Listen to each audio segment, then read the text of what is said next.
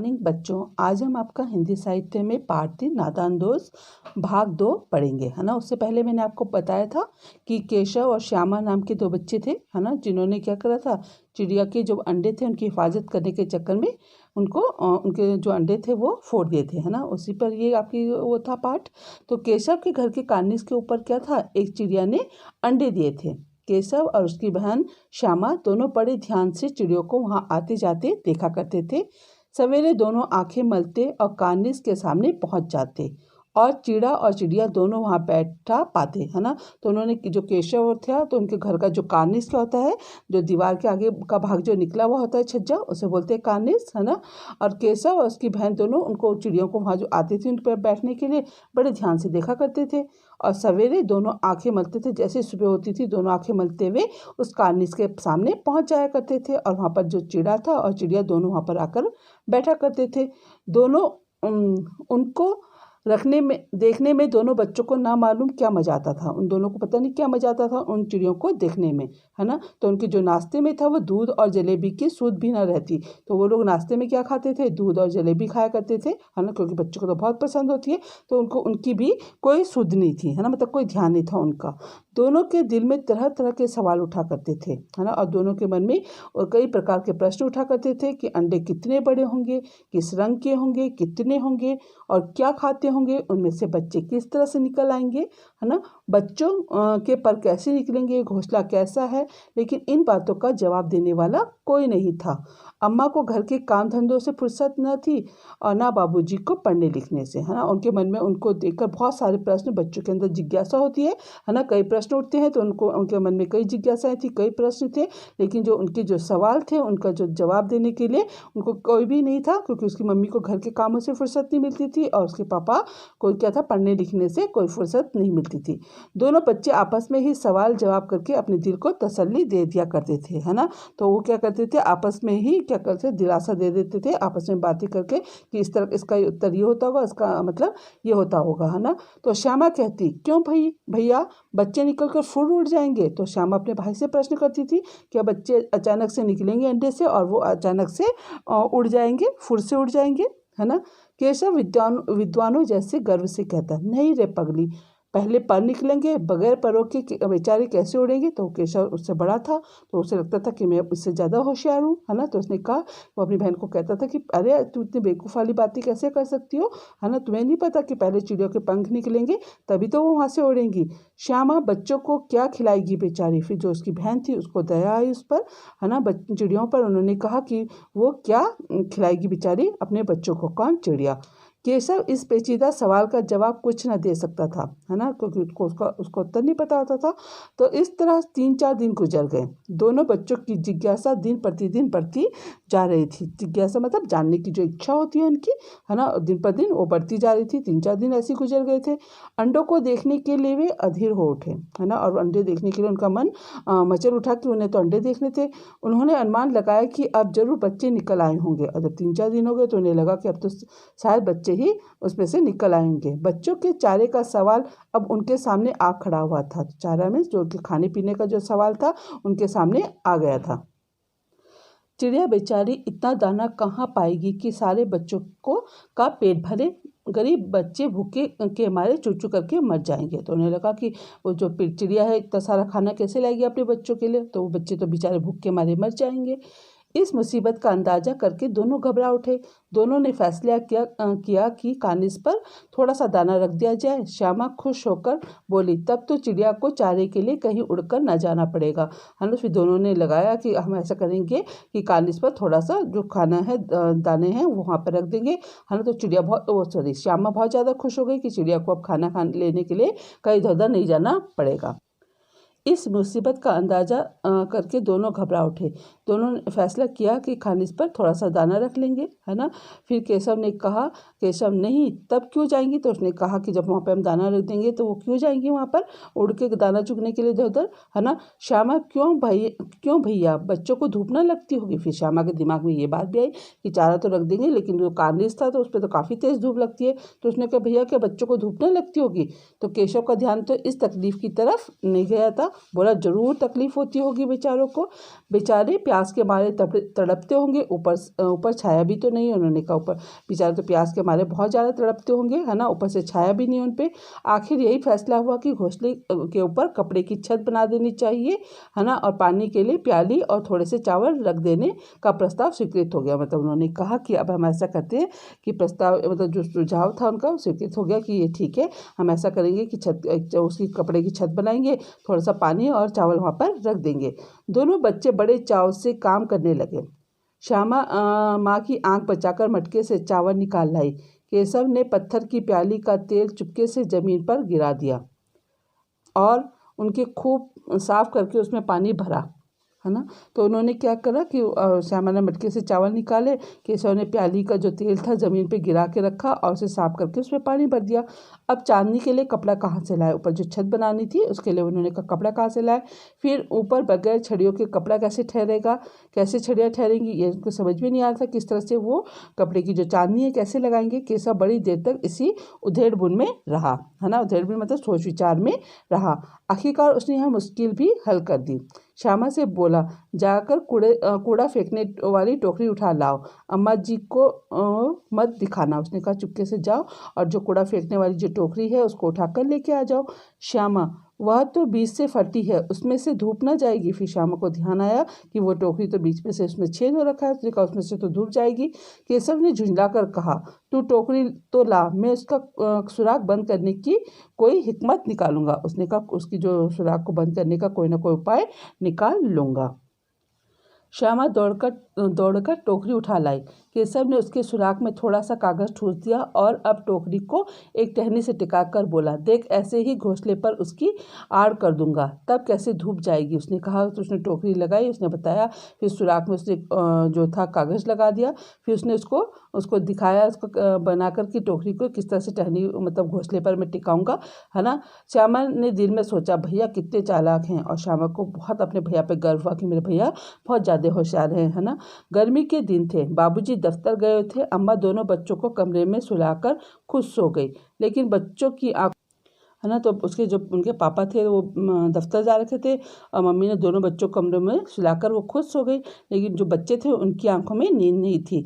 अम्मा जी को बहलाने के लिए दोनों ने दम रोके आंखें बंद किए रहे, है ना, और दोनों ने ऐसा जताया कि वो दोनों सो रहे हैं। और मौका पाते ही वो इंतजार करती कि कब मम्मी सोए और वो दोनों बाहर आ जाए। जो ही उन्हें मालूम हुआ कि अम्मा जी की अच्छी तरह से मतलब नींद आ गई, उसकी मम्मी सो गई है, तो दोनों चुपके से उठे और बहुत धीरे से दरवाजे की सटकनी खोलकर बाहर निकल आए, है ना। तो उन्होंने क्या करा, दरवाजे को जो होती है कुंडी उसको खोलकर वो दोनों बाहर आ गए। अंडों की हिफाजत की तैयारियां होने लगी। केशव कमरे से एक स्टूल उठा लाया, लेकिन जब उसे काम न चला तो नहाने की चौकी लाकर स्टूल के नीचे रखी और डरते डरते स्टूल पर चढ़ गया। श्यामा दोनों हाथों से स्टूल पकड़े हुए थी। स्टूल चारों टांगे बराबर न होने के कारण जिस तरफ ज़्यादा दबाव पड़ता था थोड़ा सा हिल जाता था। फिर उन्होंने कहा कि अंडों की हिफाजत के लिए उन्होंने काम करना शुरू कर दिया, है ना। वो स्टूल भी निकाल के लाया और स्टूल जब छोटा पड़ा तो नहाने की जो चौकी होती है उसको भी उठा कर लेके आया, है ना, उसको चौकी के नीचे रखा। लेकिन जो स्टूल था उसकी चारों टांगे बराबर नहीं थी, है ना, जिस तरफ से दबाव पड़ता था उस तरफ को उठल जाता था, है ना। उस वक्त केशव को कितनी तकलीफ उठानी पड़ती थी वह उसका दिल ही जानता था। और उस वक्त क्या होता था, जब स्टूल ढलता था तो उसका दिल क्या था, जोर से धड़कने लग जाता था कि कहीं वो गिर ना जाए, है ना। दोनों हाथों से फिर वो क्या करता था, कानिस को पकड़ लेता था और श्यामा को दबी आवाज़ में डांटता, मतलब अपनी बहन को डांटता था कि अच्छी तरह से उस स्टूल को वो पकड़े, वरना उतर कर बहुत मारूंगा। उसने कहा कि यदि तुमने ढंग से नहीं पकड़ा और मैं गिरा तो मैं तुझे बहुत मारूंगा। मगर बेचारी श्यामा का दिल तो ऊपर कानिस पर था, बार बार उसका ध्यान उधर चला जाता और हाथ ढीले पड़ जाते। लेकिन बेचारी श्यामा भी क्या करती, उसका ध्यान किस पर जा रहा था, कानिस पे जो अंडे थे उस पर जा रहा था बार बार। और जब उसमें खो जाती तो उसके हाथ, उसको जो पकड़ थी उसकी ढीली हो जाती थी। केशव ने ज्यों ही कानिस पर अपना हाथ रखा दोनों चिड़ियाएँ उड़ गई। केशव को देख कानिस पर थोड़े तिनके बिछे हुए थे। केशव ने देखा कि कानिस पर थोड़े से तिनके बिछे हुए और उन पर 3 अंडे पड़े हैं, है ना। जब कानिस पर पहुंच गया केशव, उसने देखा कि वहाँ पर कुछ ही तिनके से पड़े हैं और उसके ऊपर 3 अंडे रखे हैं। जैसे ही घोंसले उसने पेड़ों पर देखे थे वैसा कोई घोंसला नहीं था। श्यामा ने नीचे से पूछा, के बच्चे हैं भैया, है ना। फिर उसने नीचे से श्यामा ने पूछा कि भैया कितने बच्चे हैं। है ना। तो उसने घोंसले पे तो चिड़िया उड़ गई, तो केसरी ने देखा कि अंडे, तो उसने जैसा घोंसला उसने पेड़ पर चिड़ियों के देखे थे उस तरह का कोई भी घोंसला नहीं था वहाँ पर, है ना। तो नीचे से श्यामा ने पूछा कि भैया कितने बच्चे हैं, तो केशव ने कहा कि 3 अंडे हैं, अभी बच्चे नहीं निकले हैं। श्यामा जरा हमें दिखा दो भैया कितने बड़े हैं। तो श्यामा ने बड़े प्यार से अपने भैया से कहा कि भैया हमें भी दिखा दो कि कितने बड़े अंडे हैं जरा। तो केशव ने कहा दिखा दूंगा, पहले जा चिथड़ा ले आ, नीचे बिछा दो, बेचारे अंडे तिनकों पर पड़े हैं। तो उसको लगा कि वो जो अंडे हैं वो बेचारे तिनकों पर पड़े हैं, तो उसने अपनी बहन से बोला कि जो कपड़े का जो टुकड़ा है उसको लेकर आओ। तो श्यामा दौड़कर अपनी पुरानी धोती फाड़कर एक टुकड़ा लेकर आ गई, है ना। केशव ने झुककर कपड़ा लिया और उसकी कई तह करके उससे गद्दी बना ली, है ना। उसने उसको कई फोल्ड करे और उससे एक गद्दी सी बनाई और उन तिनकों पे बिछाकर तीनों अंडों को धीरे से उस गद्दी के ऊपर रख दिया। श्यामा ने फिर कहा हमको भी दिखा दो भैया, और श्यामा के मन में बार बार आ रहा था कि भैया मुझे भी एक बार अंडे दिखा दो। केशव दिखा दूंगा, पहले जरा वह टोकरी तो दे दो, ऊपर छाया कर दूं, है ना। तो उसने कहा कि पहले मुझे ऐसा करो कि वो टोकरी लाकर दे दो, पहले मैं इस पर छाया कर देता हूँ, है ना। श्यामा ने टोकरी नीचे से थमा दी और बोली अब तुम उतर जाओ, मैं भी तो देखूं। तो श्यामा ने कहा कि भैया आपने टोकरी ले लिया, अब मुझे नीचे उतरो और मुझको भी चिड़िया के जो अंडे हैं उन्हें देखने दो। केशव ने टोकरी को एक टहनी से टिकाकर कहा जा दाना और पानी की प्याली ले आ, मैं उतर आऊँ तो तुझे दिखा दूंगा। उसने कहा कि टोकरी को एक टहनी से टिका दिया, फिर उसने कहा कि जाकर क्या करो, दाना और जो पानी है वो, है ना। तो उसने कहा कि प्याली लेके आ, मैं उतर जाऊंगा तब मैं तुझे दिखा दूंगा। श्यामा प्याली और चावल अभी लाई। केशव ने टोकरी के नीचे दोनों चीजें रख दी और आहिस्ता से उतर गया। श्यामा ने गिड़गिड़ा कर कहा अब हमको भी चढ़ा दो भैया।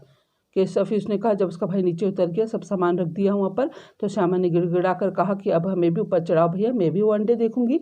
तो केशव ने कहा कि तू गिर पड़ेगी। श्यामा ना गिरूंगी भैया, तुम नीचे से पकड़े रहना, क्योंकि उसने कहा कि भैया प्लीज़ मुझे भी ऊपर चढ़ा दो, है ना। तो उसके भैया ने कहा कि नहीं मैं नहीं चढ़ाऊंगा क्योंकि तुम वहाँ पर से गिर जाओगी। केशव ना भैया, कहीं तू गिरा पड़ी तो माँ अम्मा जी मेरी चटनी ही कर डालेगी। उसने कहा ना भाई, यदि तुम गिर गई और चोट लग गई तो मम्मी तो मेरी चटनी बना देगी, है ना। कहेगी कि तूने ही चढ़ाया था, क्या करेगी देखकर। अब अंडे बड़े आराम से हैं, जब बच्चे निकलेंगे तो उनको पालेंगे। तो उसने कहा कि अब क्या करेगी देखकर, अब मैंने अंडे आराम से रख दिए हैं और उनमें से जब बच्चे निकलेंगे तब हम उनको पालेंगे। दोनों चिड़िया बार बार कानिस पर आती थी और बगैर बैठे ही उड़ जाती थी। केशव ने सोचा हम लोगों के डर से नहीं बैठती है। स्टूल उठाकर कमरे में रखाया और चौकी जहाँ की थी वहाँ रख दी। उसने सब सामान, उसे लगा कि चिड़िया इसलिए नहीं बैठ रही कि अब तो हमें देख कर डर रही है। तो उसने अपना जितना सामान वहाँ पर लेके आया था, चौकी जो स्टूल था, वो सब अपनी अपनी जगह पर रख दिया। श्यामा ने आंखों में आंसू भरकर कहा तुमने मुझे नहीं दिखाया, मैं अम्मा जी से कह दूंगी। और श्यामा को क्या हो गया, अपने भैया से गुस्सा आया और उसकी आंखों में आंसू भर आए और उसने कहा कि अब तो मैं मम्मी से आपकी जो क्या है शिकायत करूंगी। कैसा, अम्मा जी से कहेगी तो बहुत मारूंगा, कह देता हूँ। तो उसने कहा यदि मम्मी से ये बात बताई तो मैं तुझे बहुत मारूंगा। श्यामा, तो तुमने मुझे दिखाया क्यों नहीं। तो उसने कहा कि आप मानने की बात करो, पर आपने मुझे कहा था कि अंडे दिखाऊंगा, पर आपने मुझे अंडे नहीं दिखाए। केशव, और गिर पड़ती तो 4 सर न हो जाते। तो उसने कहा यदि तू ऊपर से स्टूल से गिर जाती तो तेरी चोट लग जाती, है ना। श्यामा, हो जाते देख लेना, मैं कह दूंगी। उसने कहा यदि चोट लगती तो मेरे लगती है ना, पर अब तो आपने दिखाई नहीं, तो मैं आपको मम्मी को ये बात मैं ज़रूर बताऊंगी। इतने में कोठरी का दरवाज़ा खुला और माँ ने धूप से आंखों को बचाते हुए कहा तुम दोनों बाहर कब निकल आए। मैंने कहा था ना कि दोपहर को ना निकलना। किसने किवाड़ खोला। उसकी मम्मी जब बाहर आई तो उसने कहा कि आंखों तेज़ धूप पड़ रही थी। आंखों को बचाते हुए उसकी मम्मी ने कहा कि तुम कब बाहर निकल आए। मैंने कहा था कि दोपहर को बाहर मत निकलना, है ना। दरवाजा किसने, किवाड़ मीन्स दरवाज़ा किसने खोला। किवाड़ केशव ने खोला था। तो उसने, जो श्यामा थी, उसने मम्मी से शिकायत लगाई कि किवाड़ किसने खोला था, केशव ने खोला। लेकिन श्यामा ने अपनी माँ से यह बात नहीं कही, उसे डर था कि भैया पिट जाएंगे। केशव दिल में काँप रहा था कि कहीं श्यामा कह न दे अंडे अंडे नहीं दिखाए थे। इससे अब उसको श्यामा पर विश्वास ना था, है ना। तो उसका दिल क्या था, केशव का बहुत जोर से धड़क रहा था। उसने कहा कि कहीं श्यामा उसकी मम्मी से कोई शिकायत ना कर दे, है ना, क्योंकि उससे अब श्यामा पर विश्वास नहीं था, क्योंकि उसने उससे श्यामा को अंडे नहीं दिखाए थे चिड़िया के। श्यामा सिर्फ मोहब्बत के मारे चुप थी या इस कसूर में हिस्सेदार होने की वजह से, इसका फैसला नहीं किया जा सकता। दोनों ही बातें हो सकती थी, है ना। तो उसने कहा कि श्यामा का चुप होने के 2 कारण हो सकते हैं, या तो अपने भाई से बहुत प्यार करती थी, या फिर उस जो उन्होंने काम किया था उसके हिस्सेदार होने की वजह से वो चुप थी, है ना। माँ ने दोनों को डांट डपट कर फिर कमरे में बंद कर दिया और आप धीरे धीरे उन्हें पंखा झेलने लगी। तो मम्मी ने दोनों को पकड़ के अंदर ले गई और दोनों को कमरे में बंद करके सुला दिया और धीरे धीरे उनको पंखा झेलने लगी। अभी तो सिर्फ 2 बजे थे, बाहर तेज लू चल रही थी। अब दोनों बच्चों को नींद आ गई, है ना। उसने कहा उस टाइम पे केवल अभी 2 ही बज रहे थे और बाहर तेज गर्मी में क्या चलती है, लू चलती है ना, तो उससे लू चल रही थी और दोनों बच्चों को अब क्या हो गई, नींद आ गई थी।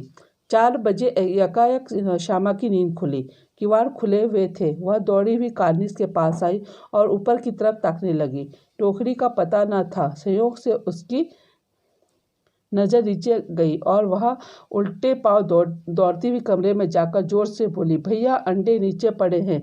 बच्चे उड़ गए, है ना। और जैसे ही 4 बजे तो क्या हुआ, अचानक से श्यामा की नींद खुल गई और जैसी नींद खुली उसे देखा कि दरवाज़ा तो खुला हुआ है। अब वो दौड़ती हुई कहाँ पर आई, कार्निस के पास आई और उसने ऊपर की तरफ देखने लगी। तो उसने देखा कि वहाँ पर टोकरी का तो कोई पता ही नहीं था, है ना। और संयोग से उसकी नज़र कहाँ गई, नीचे पड़ी। तो वो जैसी नीचे पड़ी वो कमरे के अंदर भागती हुई अंदर गई, अपने भैया को बोली कि भैया अंडे तो नीचे पड़े हैं और क्या है, बच्चे शायद उड़ गए हैं। केशव घबरा कर उठा और दौड़ा हुआ बाहर आया तो क्या देखता है कि तीनों अंडे टूटे पड़े हैं और उनमें से कोई चूने की सी चीज़ बाहर निकल आई है। पानी की प्याली एक तरफ टूटी पड़ी है और उसने जब बाहर आकर देखा कि तीनों अंडे टूट गए हैं और उसमें से कोई चूने जैसी कोई चीज़, तरल पदार्थ बाहर निकल रहा था और पानी की जो प्याली थी वो भी टूट गई थी। उसके चेहरे का रंग उड़ गया। सहमी हुई आंखों से जमीन की तरफ देखने लगा। श्यामा ने पूछा, बच्चे कहाँ उड़ गए भैया, है ना। उसके चेहरे का क्या रंग उड़ गया, उसे समझ में आ गया कि अंडे फूट गए, है ना। और जब जमीन की तरफ देखा तो श्यामा ने पूछा कि बच्चे कहाँ उड़ गए भैया। तो जो केशव ने करुण स्वर में कहा, अंडे तो फूट गए। और केशव को क्या हो गया, रोना आ गया। उसने रोते मतलब आंखों में आंसू भरा है उसकी बेचारी के। उसने कहा कि वो अंडे तो फूट गए हैं। श्यामा, और बच्चे कहाँ गए। तो उसने कहा कि भैया बच्चे कहाँ गए, श्यामा को पता नहीं था। तो केशव, तेरे सर में देखते नहीं अंडों से उजला उजला सा पानी निकल आया है, वही तो 2-4 दिन में बच्चे बन जाते। तो उसने कहा कि उसमें तो बिल्कुल भी कोई बात समझ में नहीं आती है। उसने कहा तुझे दिखाई नहीं दे रहा है कि अंडों में से जो पानी सा निकल रहा है तो उन्हीं से क्या बनते, 2-4 दिन में बच्चे बन जाते। माँ ने सोटी हाथ में लिए हुए पूछा, तुम दोनों वहाँ धूप में क्या कर रहे हो। तो मम्मी ने ये सोटी में से पतली सी डंडी हाथ में ले रखी थी और पूछा कि तुम दोनों धूप में क्या कर रहे हो। श्यामा ने कहा, अम्मा जी चिड़िया के अंडे टूटे पड़े हैं। तो उसने मम्मी से कहा कि चिड़िया के अंडे टूट गए हैं। माँ ने आकर टूटे हुए अंडों को देखा और गुस्से में बोली, तुम लोगों ने अंडों को छुआ होगा। तो उसकी मम्मी ने बोला कि तुम लोगों ने अंडों को छुआ था। अब तो श्यामा को भैया पर जरा भी तरस ना आया। तो उससे क्या हो गया, जैसे उसकी मम्मी ने बोला कि तुमने छुआ होगा तो श्यामा को अपने भैया पे बहुत ज़्यादा गुस्सा आ गया। उसी ने शायद अंडों को इस तरह से रख दिया कि वह नीचे गिर पड़े, है ना। तो उसे समझ में आ गया कि भैया की गलती की वजह से अंडे गिरे हैं, इसकी सज़ा तो उसको मिलनी चाहिए। तो बोली, इन्होंने अंडों को छेड़ा था अम्मा जी। तो उसने बता दिया सब बात, क्योंकि उसे अपने भैया पे गुस्सा आ रहा था जिससे कि अंडे फूट गए। तो उसने कहा कि भैया ने ही अंडों को छेड़ा था। माँ ने केशव से पूछा, क्यों रे। केशव भीगी बिल्ली बना खड़ा रहा। तो जैसी मम्मी ने उसको केशव से पूछा क्यों, और बेचारा चुपचाप से वहाँ पर भीगी बिल्ली की तरह खड़ा रहा, मतलब चुपचाप सा सीधा साधा बनकर खड़ा रहा। माँ, तू वहाँ पहुँचा कैसे। तो माँ ने उससे पूछा कि तू वहाँ पर पहुँचा कैसे। श्यामा चौकी पर स्टूल रखकर चढ़े अम्मा जी। तो श्यामा ने सारी पोल खोल दी मम्मी के सामने। उसने बताया कि चौकी पर स्टूल रख के चढ़े थे। केशव, तू स्टूल थामे नहीं खड़ी थी। फिर केशव को भी गुस्सा है कि उसने मेरी पोल खोल दी, है ना। उसने कहा कि तुमने भी तो स्टूल पकड़ा था। श्यामा, नहीं, तुम्ही ने तो कहा था, जब तुमने कहा था तभी तो मैंने स्टूल पकड़ा था। माँ, तू इतना बड़ा हुआ, तुझे अभी तक इतना नहीं मालूम कि छूने से चिड़िया के अंडे गंदे हो जाते हैं, चिड़िया फिर उन्हें नहीं सेती। उसने मम्मी ने उसको समझाया कि तू इतना बड़ा हो गया, तुझे अभी तक ये नहीं मालूम कि चिड़िया के अंडे छूने से अंडे गंदे हो जाते हैं और फिर चिड़िया उनको नहीं सेती है, मतलब उन पर नहीं बैठती है। श्यामा ने डरते डरते पूछा, तो क्या चिड़िया ने अंडे गिरा दिए अम्मा जी। तो उसने फिर डरते डरते मम्मी से पूछा कि चिड़िया ने अपने आप ही अंडे गिरा दिए। माँ, और क्या करती, केशव के सिर इसका पाप पड़ेगा। हाय हाय, 3 जाने ले ली दुष्ट ने, है ना। तो उसकी मम्मी ने उसको चिढ़ाते हुए कहा कि और क्या करती, उसकी चिड़िया ने अपने अंडे गिरा दिए अपना आप ही, है ना। और इसका पाप किस पे पड़ेगा, अब केशव पर पड़ेगा, इसने 3 जो जाने हैं ले ली। केशव रोनी सूरत बनाकर बोला, है ना। तो केशव को बेचारे को रोना आ गया, बेचारे को कि अब शायद मेरी गलती से हुआ, मैंने तो सिर्फ अंडों की गद्दी पर रख दिया था। अम्मा जी तो उसने अपनी बात बताई कि मैंने तो अंडों को उठाकर गद्दी के ऊपर रखा था। माँ को हंसी आ गई, मगर केशव को कई दिनों तक अपनी इस गलती पर अफसोस होता रहा। तो उसकी मम्मी को तो हंसी आ रही थी क्योंकि उसकी मम्मी चिढ़ा रही थी उसको, लेकिन केशव को अपनी इस गलती पर कई दिनों तक अफसोस होता रहा। अंडों की हिफाजत करने के जोग में उसने उनका सत्यानाश कर डाला था, है ना। उसने कहा कि वो अंडों का क्या करना चाहता था, मतलब बचाना चाहता था, हिफाजत का रक्षा करना चाहता था, लेकिन उसने उनका सत्यानाश कर डाला। इसे याद कर कभी कभी वह रो पड़ता था, है ना। उसे याद आता था तो उसको आंखों में आंसू आ जाते थे और रोने लग जाता था। दोनों चिड़िया वहाँ फिर कभी नहीं दिखाई दी और उन्होंने कहा कि वो जो चिड़िया थी वो फिर वहाँ पर कभी भी नहीं दिखाई दी। हम आपके अभ्यास प्रश्न करेंगे, है ना। पहला प्रश्न में है इसमें, अंडों के बारे में केशव और श्यामा के मन में किस तरह के सवाल उठते थे? वे आपस में ही सवाल जवाब करके अपने दिल को तसल्ली क्यों दे दिया करते थे, है ना। मैंने पढ़ाया था ना आपको पाठ में। तो केशव और श्यामा क्या थे, दो छोटे बच्चे थे, है ना। तो उनकी मम्मी पापा तो अपने काम में बिजी रहते थे, है ना। तो उनके मन में उन जो अंडे थे चिड़िया के, उनके लेकर उनके मन में तरह तरह के सवाल उठा करते थे। जैसे कि अंडों का आकार कैसा होगा, वे किस रंग के होंगे, कितने बड़े होंगे, है ना, या किस रंग के होंगे, कितने होंगे, क्या खाते होंगे, उनमें से बच्चे किस तरह से निकलेंगे, है ना, और बच्चों के पर कैसे निकलेंगे, घोंसला कैसा होगा। तो इन सभी बातों के कई तरह के प्रश्न उनके मन में उठा करते थे। लेकिन इन प्रश्नों का जो उत्तर देने वाला मैंने आपको बताया था ना, कोई नहीं था, क्योंकि मम्मी को तो घर के कामों से फुर्सत नहीं थी और बाबूजी को पढ़ने लिखने से। इसलिए वे आपस में ही जो सवाल जवाब करके अपने दिल को तसल्ली दे दिया करते थे। फिर आपका इसमें दूसरा प्रश्न था, केशव ने श्यामा से चिथड़े, टोकरी और दाना पानी मंगाकर कानिस पर क्यों रखे थे, है ना। क्यों रखे थे, मैंने आपको पढ़ाया था इस पाठ में भी। केशव ने श्यामा से चिथड़े, टोकरी और दाना पानी मंगाकर कानिस पर इसलिए रखा था क्योंकि वो क्या चाहता था कि अंडों की हिफाजत करना चाहता था, है ना, उनकी रक्षा करना चाहता था कि जिससे कि उन्हें कोई तकलीफ ना हो, चिड़िया को दाना पानी की कोई दिक्कत ना हो, वो अपने बच्चों के पास रह सके, है ना। तो वो इसलिए रखा था क्योंकि वो अंडों की हिफाजत करना चाहता था। केशव और श्यामा ने चिड़िया के अंडों की रक्षा की या नादानी, है ना। तो केशव और श्यामा ने अपने हिसाब से तो क्या चाहते थे, वो अंडों की रक्षा करना चाहते थे, लेकिन उन्हें ये नहीं पता था कि उनके ऐसा करने से अंडे खराब हो जाएंगे और चिड़िया उन्हें मतलब सेतेगी नहीं, है ना, उन पर नहीं बैठेगी, और उनकी इस नादानी के कारण वो अंडे फूट गए थे, है ना। फिर अगला प्रश्न इसमें, माँ के सोते ही केशव और श्यामा दोपहर में बाहर क्यों निकल आए? माँ के पूछने पर भी दोनों में से किसी ने किवाड़ खोलकर दोपहर में बाहर निकलने का कारण क्यों नहीं बताया? क्योंकि जैसी माँ उसकी सो गई थी केशव श्यामा की दोपहर में, क्योंकि गर्मियों के दिन थे, बहुत गर्मी पड़ रही थी, तो चिड़िया के अंडों के लिए टोकरी और दाना पानी रखने के लिए वो बाहर निकल कर आए थे, है ना, चुपके से। लेकिन उन्होंने अपनी मम्मी को इसलिए नहीं बताया क्योंकि पिटाई के डर के मारे, है ना। जब उनकी मम्मी ने उनसे पूछा कि किवाड़ किसने खोला था, वो बाहर क्यों निकल आए, लेकिन वो इसलिए नहीं बता पाए वो क्योंकि पिटाई के डर के मारे, है ना। तो क्या माँ के सोते ही केशव और श्यामा दोपहर में चिड़िया के अंडों के लिए टोकरी और दाना पानी रखने के लिए बाहर निकल आए थे? पिटाई के डर से माँ के पूछने पर भी दोनों में से किसी ने किवाड़ खोलकर दोपहर में बाहर निकलने का कारण नहीं बताया था। केशव और श्यामा ने अंडों के बारे में क्या क्या अनुमान लगाए? यदि उस जगह तुम होते तो क्या क्या अनुमान लगाते और क्या करते, है ना। जैसे केशव और श्यामा ने क्या क्या अनुमान लगाए थे, है ना। उन्होंने अनुमान लगाया था कि उन अंडों से बच्चे कैसे निकल आए होंगे, बच्चों को खाने की कोई दिक्कत ना हो, उनके पर कैसे निकलेंगे, है ना। तो कई तरह के उन्होंने अनुमान लगाए थे, है ना। और यदि आप उनकी जगह होते तो मैं भी उनकी उम्र के बाद छोटे बच्चे होते हमें भी, तो मैं भी शायद यही अनुमान लगाया करती, है ना, जैसे कि श्यामा और केशव ने लगाया था। आप लोग इसे अपने हिसाब से देखना कि किस तरह का अनुमान लगाते आप, है ना। ये मैंने अभी आपको क्वेश्चन कराया है मैंने, है ना।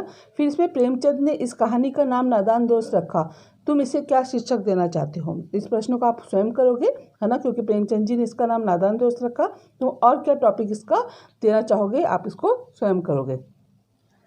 इसमें अनुमान और कल्पना है ना, के अनुसार आपको करना है।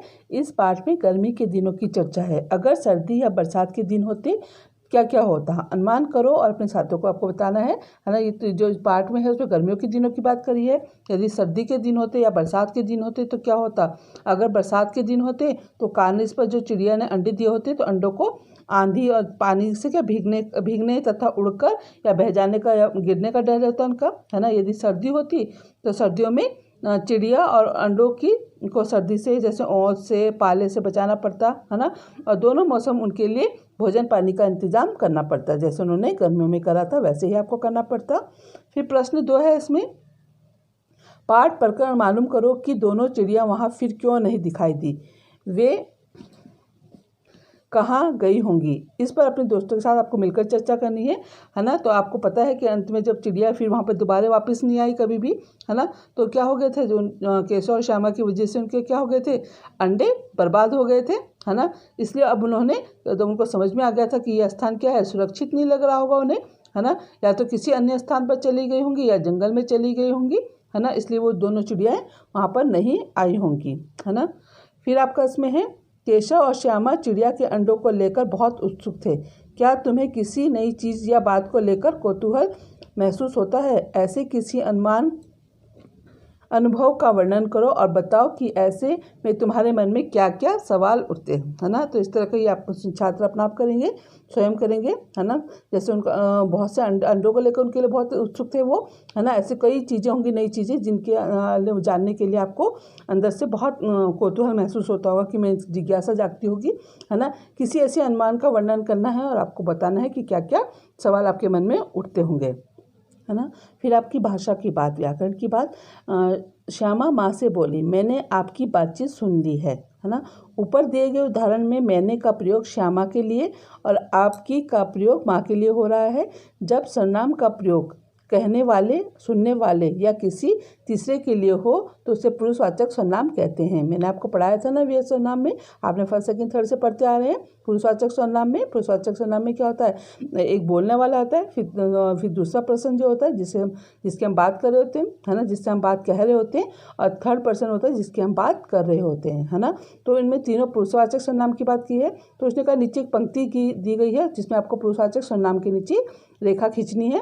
एक दिन दीपू और नीलू यमुना के तट पर बैठे शाम की ठंडी हवा का आनंद ले रहे थे। तभी उन्होंने देखा कि एक लंबा आदमी लड़खड़ाता हुआ उनके, तो इसमें ऐसी जो पंक्तियां हैं इनमें, तभी उन्होंने, एक क्या आएगा, उन्होंने, है ना, आदमी लड़खड़ाता उनकी और चला रहा है, और पास आकर उसने बड़ी दयनीय स्वर में कहा, उसने, है ना, एक उसने हो गया। मैं भूख से मरा जा रहा हूँ, मैं फर्स्ट पर्सन, है ना। क्या आप मुझे कुछ खाने को दे सकते हैं, है ना। तो इसमें क्या है, आप, है ना, इस तरह से। तो इसमें फर्स्ट पर्सन, सेकंड पर्सन और थर्ड पर्सन की बात हो रही है। तो इसमें आपका ये पुरुषवाचक सर्वनाम के शब्द हैं इसमें, इसको। धन्यवाद। अब बाकी ये आपके प्रश्न हैं, आप स्वयं करोगे इन्हें।